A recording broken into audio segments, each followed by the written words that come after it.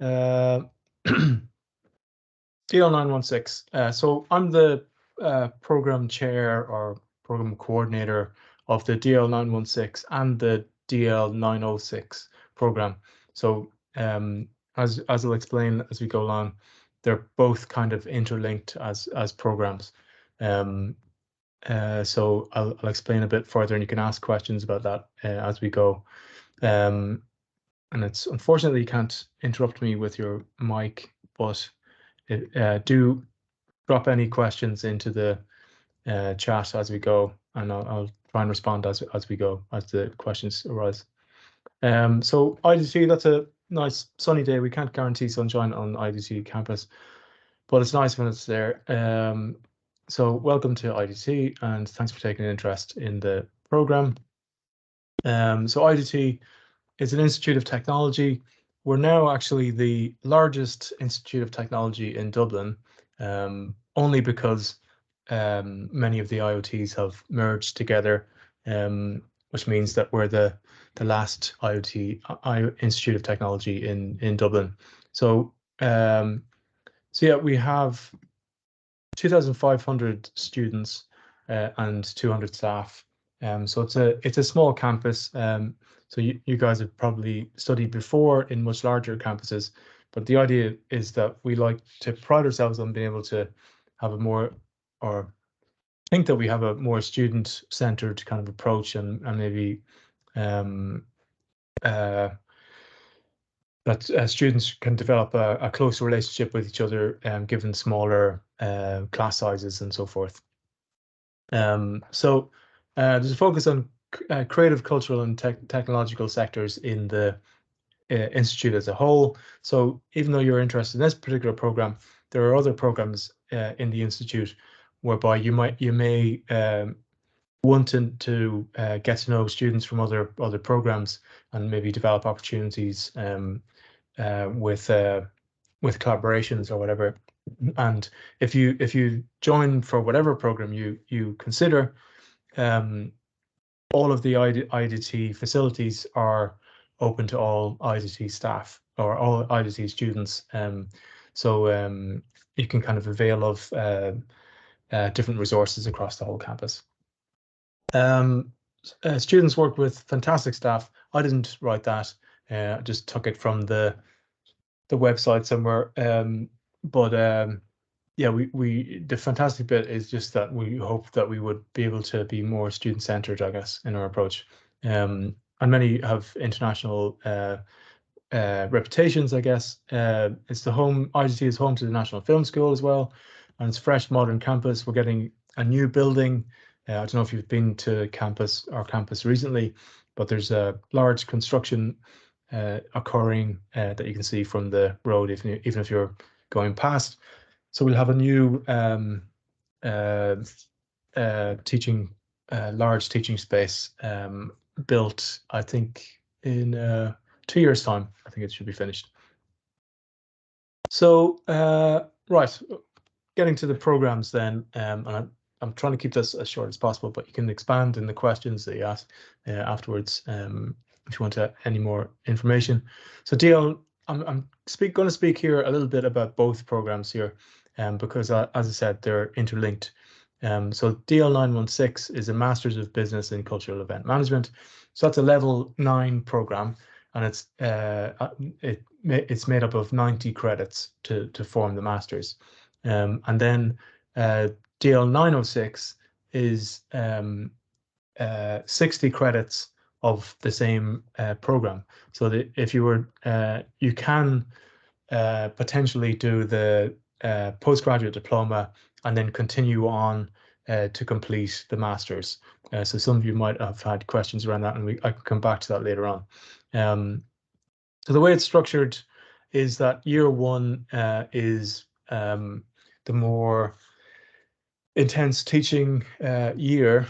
So you have 2 evenings, but even with that, we've kind of designed it so that it's hopefully attractive to professionals who are already working and either wanting to transfer into the area of cultural management or cultural event management in some way, or people already working in cultural management in some way that want to get a qualification to validate the work that they've already been working on.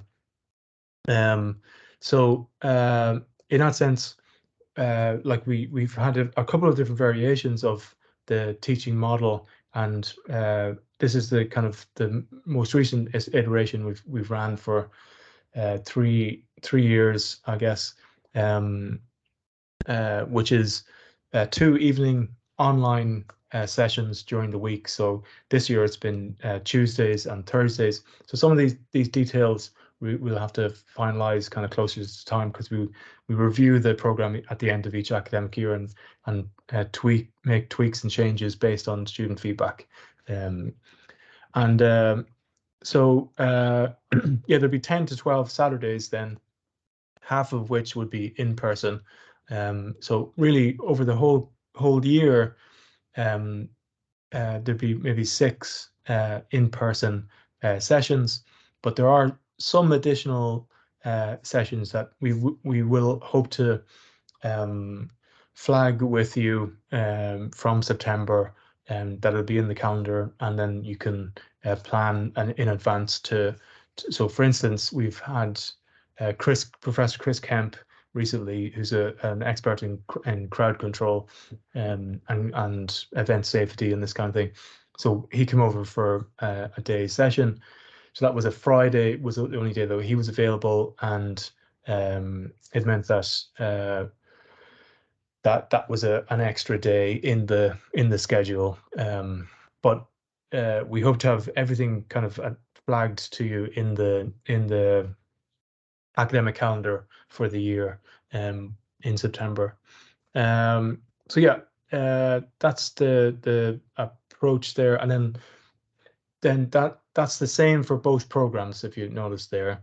So that there's up to the 60 credits. So it's one academic year from September to May is the taught modules, or most of the taught modules. Then progressing to the masters, you've got one evening online from September to December, and that's for research methods module. So that's to get your research methods up to scratch and at a level that is ready to engage in a major research project that would happen from January to May. So that's mainly independent research led, but it would be supported by an academic supervisor along the way that would be assigned to your project based on the topic and the research interests of the particular project. So yeah, as I said, with the DL 906 program, you have the option to progress to the 30 credit add-on, which would get you to the master's level as well.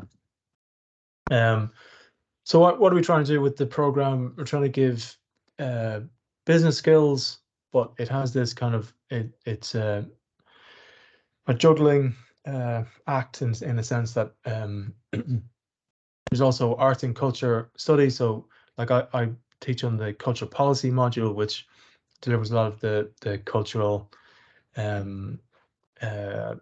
studies elements, I guess, within it. So it's kind of explores how we support arts and culture within Ireland, either mostly focusing on the state interventions, because there's lots of state intervention in Ireland. Then we look at international models and compare and contrast, and kind of there's lots of debate and discussion about pros and cons of different kind of support models. So we go in to the kind of subsector level and then the broader policy level as well. Then event management skills. So it's like cultural event management. So the idea is that hopefully you have a skill set that would be useful within arts management, cultural management, or cultural event management specifically.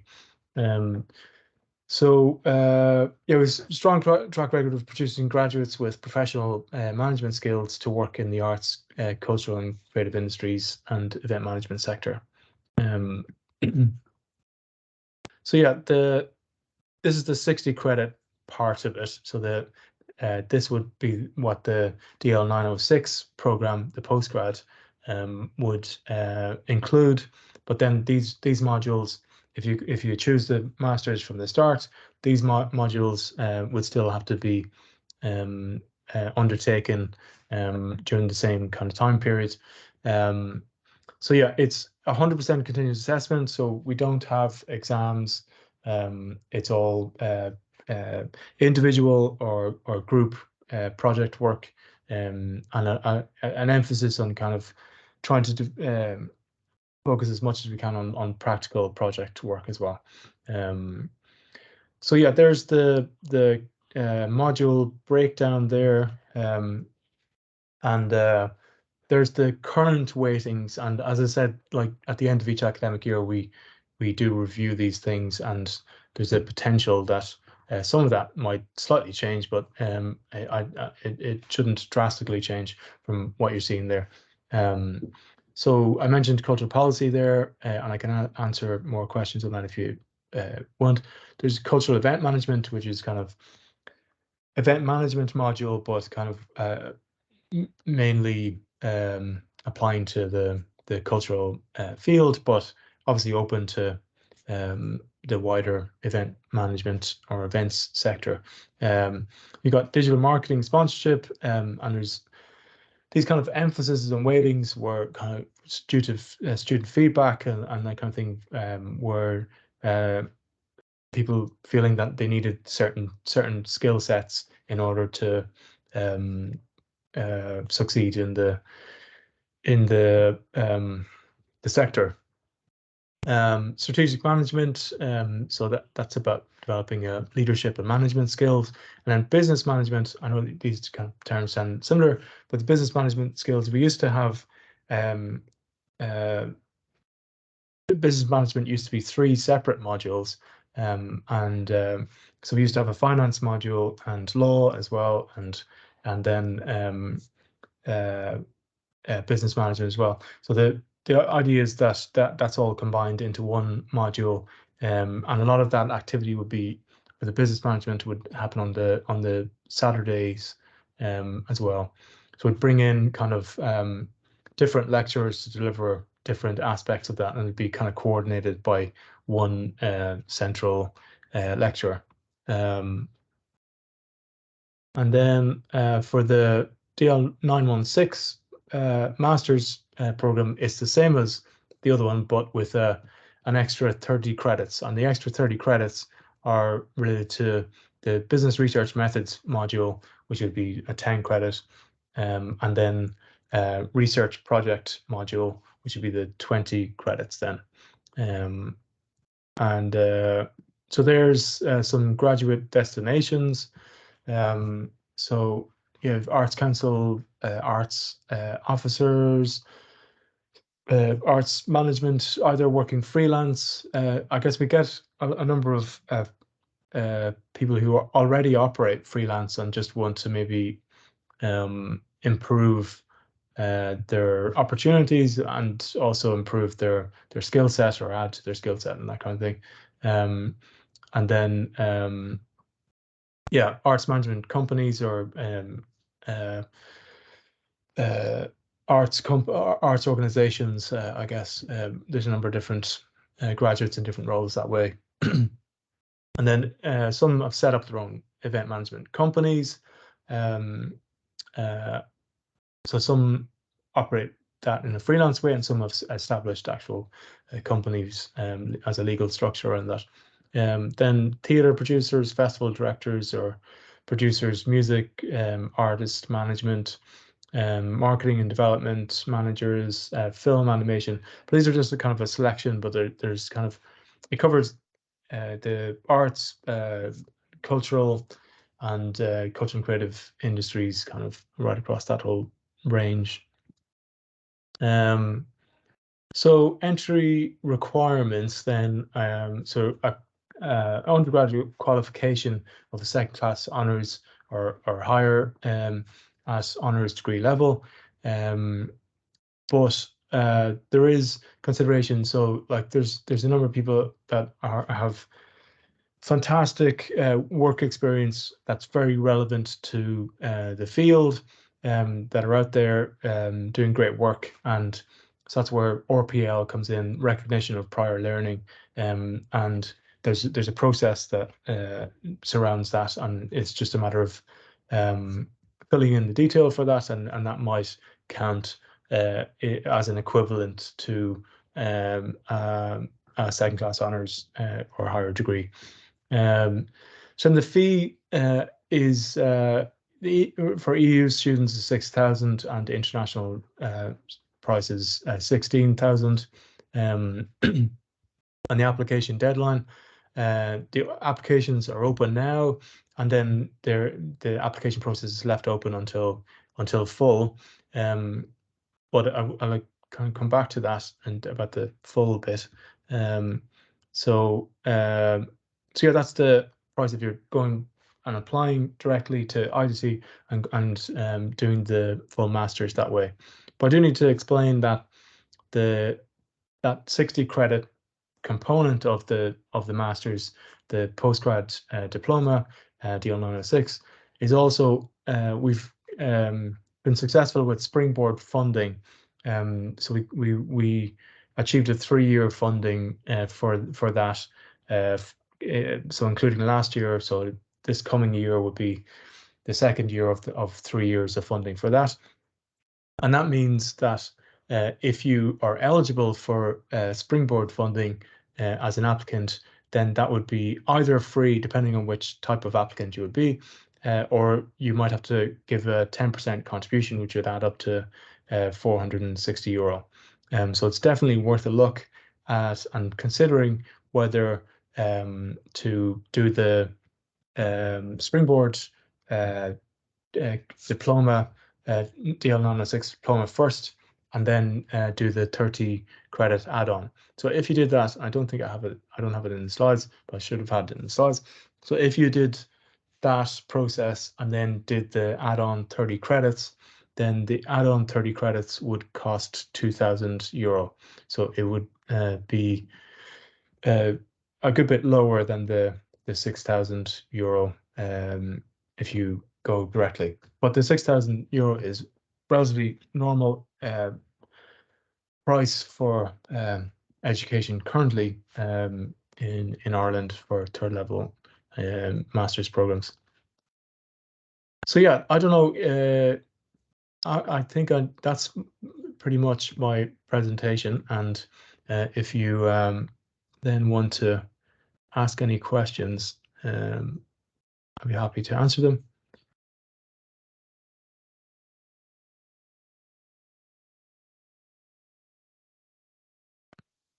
It's a pity I can't allow you to.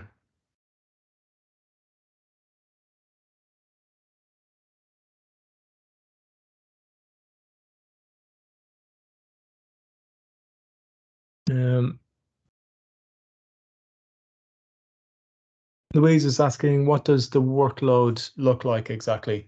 So it's a good question. So yeah, like for my module, culture policy, you've got 2 continuous assessments. So as I said, there's no exams. So I split that into, there's Irish culture policy. So you learn about Ireland and how culture is supported in Ireland. And then we look at international in term 2. So for term 1, there's a research and presentation continuous assessment. So the word count wouldn't be huge for that. You have to conduct research and present the findings of your research and demonstrate kind of critical thinking in your approach to the research, and then present your findings. So it's not word count wise, it's not massive. Then term 2, you've got was it 3,500 word essay for me. But the 3,500 word essay, hopefully helps to kind of prepare for the essay writing at a larger scale for the larger project later on. I can see Ellen writing there, but it hasn't. The text hasn't arrived yet. But yeah, that's my module. So it'd be relatively. Oh yeah. So what's the larger project? Louise is asking. So the larger project isn't that large, relatively speaking, compared to like. We kind of we shy away from using the word dissertation. So we call it a major project because it could have much more of a business report type focus or a dissertation type focus. But the word count on it is 10 to 12,000 words, which isn't massive for a master's dissertation. So there's much more emphasis on the program for or weighting kind of given to the other modules, I guess, overall. Ellen's asking, can you explain when the application deadline might be if it is a rolling admission process? Yeah, I kind of had to look at the website earlier on about that. I think what they mean by the rolling admission process, I think, in my interpretation, so it's the exams office kind of, or the admissions office come up with that term. So what I think is that it's them trying to be more service orientated and kind of make sure that they get back to you within a certain period of time. So rather than have set deadlines and then have get back to everyone at the same time, that if you put in an application today, that they kind of would promise that they would get back to you within a month, kind of thing. I think that's what they mean on the website by that. But basically, I said I'd come back to that idea of what is full. So the obviously the fee of 6,000 is a big amount of money for anyone, and it means that normally kind of master's numbers are relatively low, but because of the springboard element and the cost effectiveness of that, it means that the applications through springboard would be relatively high. So it is worth kind of making up your mind relatively sooner rather than too late, maybe, because we try and keep the numbers to like kind of 25, so we might accept a few more than that, assuming that it's just normal that things come up for certain people and they need to defer or change their mind or that kind of thing. So, but we try and kind of have it so that it levels out at kind of 25 people.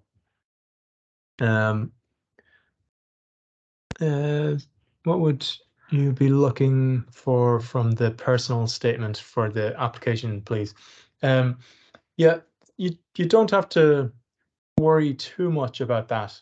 I guess what we want to see. I'll give an example of what was not good in an application statement. So one was where the person said that they wanted any master's program that we had, and they didn't care really. Well, they didn't say they didn't care, but it was kind of clear that they didn't really care which program. So it's not really that great of a student experience if there are people on the program that kind of don't really care about particularly about the particular course content of the choice when other people care a lot about it, you know. So we tend to not look that favorably on that. So you basically need to demonstrate that you have an interest in either arts or culture or events, and that's kind of relevant to this particular program. So yeah, that's the main element of the personal statement. But like, you don't have to be overboard with adjectives to explain how much you really like each of these things. It's just to demonstrate that you have some kind of interest, and then that usually matches with your past experience and that kind of thing. But it doesn't have to. Like some people come directly from an undergrad degree potentially, and may not have a massive amount of experience on their CV relative to the program, but they may demonstrate that interest in the statement letter, you know. Then Ashley's asking, should the referees both be academic? No, not necessarily. You could have a non-academic reference as well if you wanted.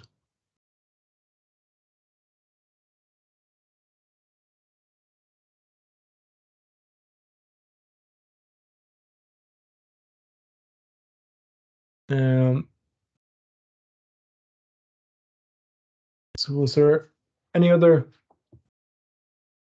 questions? We got through a lot there, I think.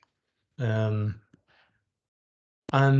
most of the information I've talked about is on the website anyway. So you can just refer back to that.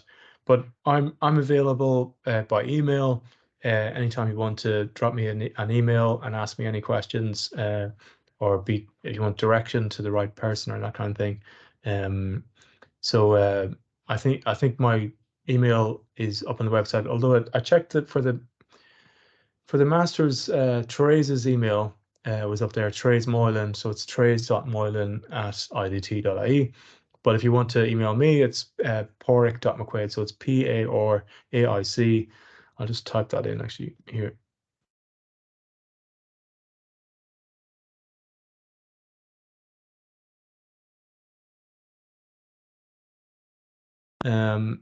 Did you mention why this is online? Is it a new course in recent years? As in, do you mean the online teaching element, or that we're meeting here online?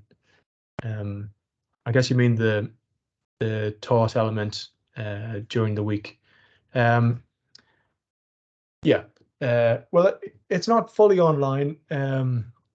There's a lot of it online, and I guess we had a lot of interest from all around the country, and we always have. And like when we started, I remember there were people coming from Kerry and from Limerick up, and at that time we had scheduled the lectures. It was like a full day Thursday and a half a day on Friday or something similar to that. And so then we tried to do that so that students from Kerry or wherever would be able to maybe just book a B&B or something for the one night a week, and then they could travel up and down and be able to participate in the program. And then COVID kind of forced us fully online, and then emerging from COVID, we figured there's some things that really work with the online environment. It is problematic in certain aspects, but we're kind of trying to get to the right balance where there's enough interaction with your peer groups, and there's a proper collegiate environment generated, and it's not all digital, and then that it's convenient enough to fit around your heavy workload and family lives and everything else that you have going on. So that's kind of the reason why the level of online that we have currently. But it does come with certain problems, like I think motivation maybe in term 2 wanes a little bit for students, where you just get used to the format maybe, and then the convenience of being in your home. It's easier to keep your cameras off and your mics off and stuff like that, and it affects the kind of the effectiveness of the classroom in a sense, you know. So we're working on how to perfect that, I guess, and make it work for everyone. But it's a constant work in progress, I guess. I don't know if you guys have experience of previous online courses and whether you've had enough, or see kind of the benefits and the negatives, I guess.